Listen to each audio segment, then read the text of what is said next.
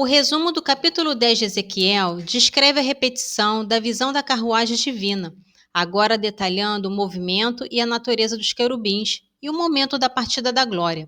O profeta detalha o movimento da glória de Deus no templo e a identificação das figuras da visão inicial.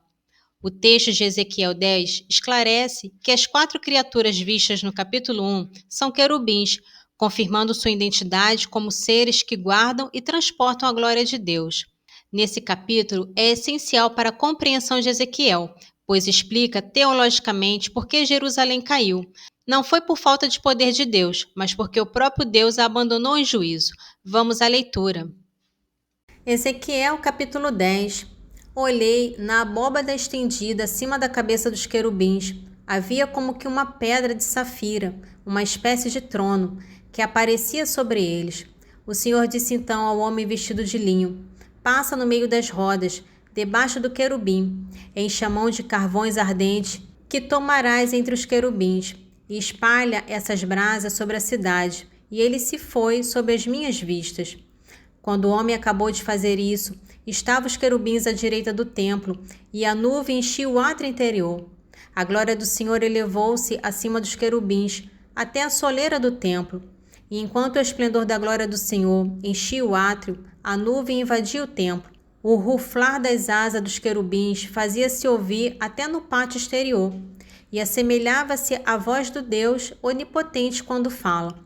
Apenas havia ordenado ao homem de linho tomar o fogo no intervalo das rodas entre os querubins.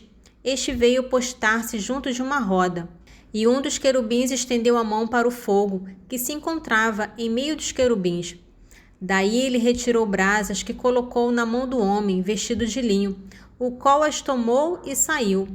Notei que os querubins pareciam ter mãos humanas sob as asas. Eu olhei ainda. Havia ao lado dos querubins 4 rodas, uma junto a cada um deles. Possuía o clarão da gema de Tarsis. Todas as 4 pareciam ter a mesma forma, e cada uma parecia estar no meio da outra. Deslocando-se nas 4 direções, avançavam sem se voltarem, porque iam sempre na direção tomada pela que ia à frente, sem se voltarem em seu movimento. Todo o seu corpo, suas costas, suas mãos e suas asas, assim como as rodas, achavam-se garnecidas de olhos em derredor. Cada um dos 4 possuía uma roda. Ouvi que se dava a essas rodas o nome de turbilhão. Cada um dos querubins tinha 4 faces. O primeiro é de um querubim, o segundo um aspecto humano, o terceiro de um touro e o quarto de uma águia. Os querubins se elevavam, eram os seres vivos que eu tinha visto às margens do Cobá. Quando os querubins se deslocavam, as rodas se deslocavam com eles. Quando desdobravam as asas para elevar-se da terra, as rodas não se desprendiam deles. Quando paravam, as rodas paravam. Se elevavam no espaço, elas de igual modo se elevavam, porque o espírito desses seres vivos estava também nelas. De repente, a glória do Senhor deixou a soleira do templo e pousou sobre os querubins. Estes desdobraram as asas, e eu os vi alçarem-se da terra com as rodas ao lado, para partirem. Eles pararam à entrada da porta oriental do templo, dominados pela glória do Senhor. Estavam lá os seres vivos que eu tinha visto debaixo do Deus de Israel, às margens do Cobá, e reconheci os querubins. Cada um tinha 4 figuras e 4 asas, e sob as asas algo parecido com mãos humanas. Suas figuras assemelhavam-se àquelas que eu tinha visto às margens do Cobá. Cada um deles ia para a frente diante de si. O resumo do capítulo 11 de Ezequiel nos conta que ele é levado em visão à porta oriental do templo, onde testemunha a atitude presunçosa dos líderes da cidade e profetiza a morte de um deles. A morte repentina do líder Feutias, filho de Banaias, é uma confirmação dramática da profecia e do juízo divino. Ezequiel, chocado, intercede pelo restante de Israel. Ele também retorna ao mundo real dos exilados na Caldeia e compartilha com eles as visões de juízo, mas também a confortadora promessa de restauração. Nesse capítulo é um poderoso resumo de todo o Evangelho. O juízo é inevitável por causa da rebeldia do coração humano, mas a misericórdia de Deus oferece a esperança de uma regeneração interior, um coração de carne e a promessa de restauração. Ezequiel capítulo 11. O Espírito arrebatou-me e transportou-me à porta oriental do templo do Senhor, a que olha para o levante. Havia à entrada dessa porta 25 homens, entre os quais distingui Jazanias, filho de Azul, e Feutias, filho de Baanias, chefes do povo. Filho do homem, falou-me o Senhor, são esses os maquinadores de perversidade, os difusores de maus conselhos nesta cidade, que dizem, não é agora o momento de reconstruir as nossas casas? Eis a panela e nós somos a carne. Por causa disso, filho do homem, profetiza contra eles. Então o Espírito do Senhor apoderou-se de mim e disse-me, fala, oráculo do Senhor. Eis como falais, casa de Israel. Mas eu conheço os pensamentos que vos sobem ao Espírito. Tendes feito crime sobre crime nesta cidade. Tendes juncado suas ruas de cadáveres. Eis porque diz o Senhor Javé, os mortos cujos cadáveres tendes ocultado na cidade, são a carne, e a cidade é a panela, mas a vós eu vos farei sair. Receais a espada, farei com que a espada venha sobre vós, oráculo do Senhor Javé. Eu vos farei sair da cidade, atirar-vos-ei às mãos dos estrangeiros, e com rigor procederei contra vós. Tombarei sob a espada, procedereis com rigor contra vós, até os confins de Israel, e sabereis que sou eu o Senhor. Esta cidade não será para vós a panela, e dentro dela não estareis como carne. Até os confins de Israel vos hei de julgar. E conhecereis que sou eu o Senhor, cujas leis não observais nem praticais as minhas ordens, pois imitais os costumes dos povos que vos cercam. Ora, enquanto eu profetizava, Feutias, filho de Banaias, caiu morto. Então, prostrado com a face em terra, clamei. Ah, Senhor Javé, ides aniquilar o que resta de Israel. A palavra do Senhor foi-me dirigida nesses termos. Filho do homem, é dos teus irmãos, dos teus parentes, da casa de Israel toda, que os habitantes de Jerusalém dizem, ei-los longe do Senhor. É a nós, efetivamente, que pertence esta terra. Dizei-lhes então, eis o que diz o Senhor Javé. Eu os tenho lançado para longe entre as nações, e os dispersei em diversos países, e lhes tenho sido por pouco tempo um santuário nos países para onde foram. Por isso lhes digo, eis o que diz o Senhor Javé, eu vos reunirei dentre as nações e vos recolherei dos países onde vos achais dispersos, para vos fazer retornar à terra de Israel. Quando houverem reentrado e extirpado os ídolos e objetos abomináveis, e eu lhes darei um só coração e os animarei com um espírito novo. Extrairei do seu corpo o coração de pedra, para substituí-lo por um coração de carne, a fim de que observe as minhas leis, guardem e pratiquem os meus mandamentos. Seja o meu povo e eu o seu Deus. Quanto àqueles que têm um coração apegado aos ídolos e às suas práticas abomináveis, farei pesar sobre suas cabeças o peso de seu proceder, oráculo do Senhor Javé. Nesse momento, os querubins desdobrarão as asas e as rodas se puseram em movimento com eles, enquanto a glória do Deus de Israel sobre eles repousava. A glória do Senhor, elevando-se então no interior da cidade, foi parar sobre a montanha que está do lado oriental da cidade.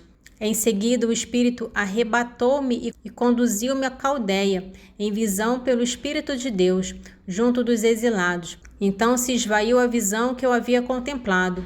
E eu contei aos exilados tudo quanto o Senhor me tinha feito ver. No capítulo 2 de Hebreus, ele se divide em 3 partes: um alerta, a explicação por que Jesus se tornou humano e a necessidade da sua encarnação para a salvação.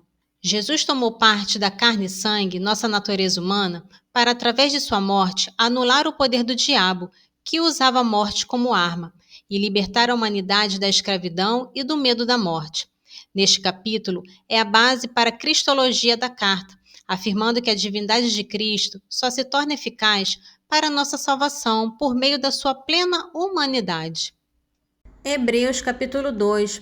Por isso é necessário prestarmos a maior atenção à mensagem que temos recebido, para não acontecer que nos desviemos do caminho reto.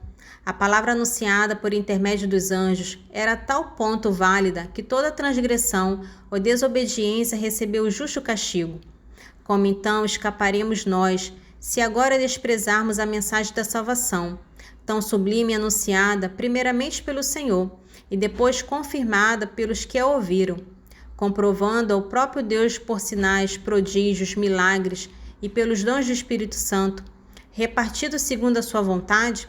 Não foi tampouco aos anjos que Deus submeteu o mundo vindouro que falamos. Alguém em certa passagem afirmou: que é o homem para que dele te lembres, ou o filho do homem para que o visites? Por pouco tempo colocastes inferior aos anjos, de glória e de honra o coroaste, e sujeitastes a teus pés todas as coisas. Ora, se lhe sujeitou todas as coisas, nada deixou que não lhe ficasse sujeito. Atualmente é verdade, não vemos que tudo lhe esteja sujeito, mas aquele que fora colocado por pouco tempo abaixo dos anjos, Jesus, nós o vemos por sua paixão e morte, coroado de glória e de honra. Assim, pela graça de Deus, a sua morte aproveita a todos os homens. Aquele para quem e por quem todas as coisas existem, desejando conduzir à glória numerosos filhos, deliberou elevar à perfeição, pelo sofrimento, o autor da salvação deles, para que santificadores e santificados formem um só todo. Por isso, Jesus não hesita em chamá-los seus irmãos, dizendo: anunciarei teu nome a meus irmãos, no meio da assembleia cantarei os teus louvores. E outra vez, quanto a mim, ponho nele a minha confiança. E eis-me aqui, eu e os filhos que Deus me deu. Porquanto os filhos participam da mesma natureza, da mesma carne e do sangue. Também ele participou, a fim de destruir pela morte aquele que tinha o império da morte, isto é, o demônio, e libertar aqueles que, pelo medo da morte, estavam toda a vida sujeitos a uma verdadeira escravidão. Veio em socorro não dos anjos, e sim da raça de Abraão. E por isso convinha que ele se tornasse em tudo semelhante aos seus irmãos, para ser um pontífice compassivo e fiel no serviço de Deus, capaz de expiar os pecados do povo. De fato, por ter ele mesmo suportado tribulações, está em condição de vir em auxílio dos que são atribulados. Nesse trecho do Salmo 118, estabelece o tema central do Salmo, a felicidade e a bênção de viver em conformidade com a lei de Deus. O louvor a Deus é um resultado direto da obediência e do conhecimento dos seus decretos. O louvor é com reto coração, o oposto de um coração hipócrita. A meditação desse salmo é sobre a palavra de Deus, que nos traz leis, preceitos, decretos, caminhos, mandamentos.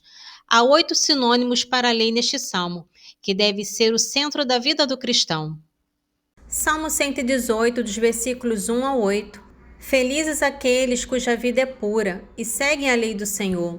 Felizes os que guardam com esmero seus preceitos e o procuram de todo o coração. E os que não praticam o mal, mas andam em seus caminhos. Impusestes vossos preceitos para serem observados fielmente. Oxalá se firme os meus passos na observância de vossas leis. Não serei então confundido, se fixar os olhos nos vossos mandamentos. Eu vos louvarei com reto coração, uma vez instruído em vossos justos decretos. Guardarei as vossas leis, não me abandoneis jamais. Nesse trecho de Eclesiástico capítulo 30, é um ensinamento sapiencial sobre o que realmente importa na vida, o bem-estar da alma e do corpo e a importância da alegria. O texto exorta a evitar a tristeza e a preocupação excessiva. A alegria do coração é elevada a um nível espiritual. É chamada de vida do homem e inesgotável tesouro de santidade. E ainda tem a utilidade prática de prolongar a vida. O capítulo conclui com a imagem do coração bondoso e nobre, que vive em um banquete contínuo. Para o sábio, a felicidade e o contentamento são a festa da vida, uma celebração constante, independentemente das circunstâncias externas. Eclesiástico capítulo 30, dos versículos 18 ao 27. Bens escondidos em uma boca fechada são como preparativos de um festim colocado sobre um túmulo, de que serve ao ídolo a oferenda que lhe fazem. Não podem nem comê-la, nem lhe respirar o aroma. Assim aquele que o Senhor repele e que carrega o castigo de seu pecado. Seus olhos vislumbram o alimento e ele suspira, assim como suspira o eunuco ao abraçar uma virgem. Não entregues tua alma à tristeza, não atormentes a ti mesmo em teus pensamentos. A alegria do coração é a vida do homem e o inesgotável tesouro de santidade. A alegria do homem torna mais longa a sua vida. Tem compaixão de tua alma, torna-te agradável a Deus. E sê firme, concentra teu coração na santidade e afasta a tristeza para longe de ti, pois a tristeza matou a muitos e não há nela utilidade alguma. A inveja e a ira abreviam os dias, a inquietação acarreta a velhice antes do tempo. Um coração bondoso e nobre banqueteia-se continuamente, pois seus banquetes são preparados com solicitude. Glória ao Pai, ao Filho e ao Espírito Santo, assim como era no princípio, agora e sempre. Amém. Divino Espírito Santo, iluminai-nos, guiai-nos, dai-nos sabedoria e discernimento. Amém.